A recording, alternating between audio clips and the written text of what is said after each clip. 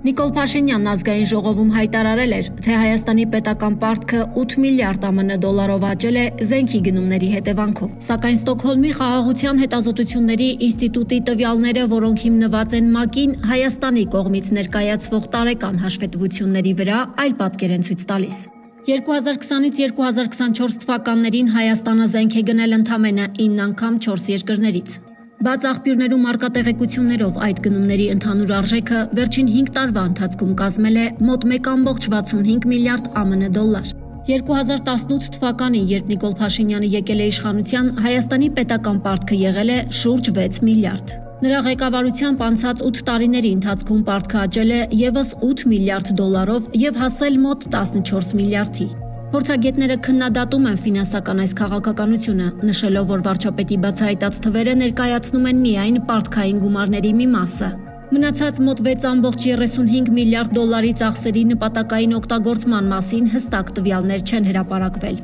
Մասնագետները նշում են, որ պարտքով վերցված գումարների օգտագործումը հստակ չէ եւ ամբողջությամբ չի բացահայտվում։ Նրանց գնահատմամբ այս անհասկանալի ու փակ գործընթացում կարող են լինել կոռուպցիոն չարաշահումներ։ Որոշ փորձագետներ էլ անգամ ընդգծում են, որ հետագայում կարող են բացահայտվել այնպիսի սխեմաներ, ինչպիսիք բացահայտվել էին Ուկրաինայում։ Լիա Սարգսյան, Իշխանություն լրատվական։